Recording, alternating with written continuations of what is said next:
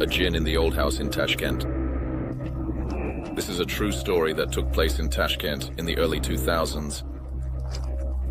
The family, who recently moved into an apartment in an old apartment building on Lenin Street, encountered unexplained events that they believed were connected to a djinn. The house they settled in was built during Soviet times, in the 1970s. The building was high-rise and many apartments remained empty for many years. As the residents gradually moved to more modern areas, local residents often said that there was a strange atmosphere in this house, and many avoided it. The family that decided to move into one of those apartments soon began to notice oddities. At first, it was just little things. Doors that opened by themselves, strange sounds at night, and the cold air which sometimes became unbearably sharp even in the summer heat. However, a truly frightening encounter happened at night.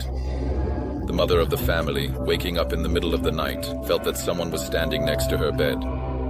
She opened her eyes and saw a misty figure that gradually became more distinct. The figure was human-sized, but its outlines were blurry, as if it were made of some kind of smoke.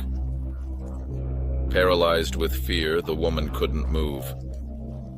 In that very moment, the figure disappeared, but the feeling of its presence lingered. Trying to find an explanation for what was happening, the family turned to their neighbors. It turned out that the previous residents of this house also faced similar events. It soon became clear that a tragic incident had occurred in this house several years ago. One of the residents, an old man, passed away in his apartment, and no one could explain why he didn't open the doors, despite the calls and knocks.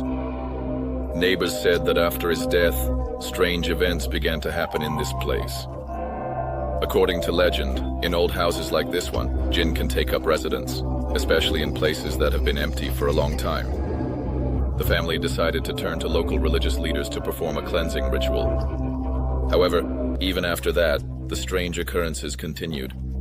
At night, footsteps could be heard in the hallway, and in the morning, sometimes you could find things move to another place.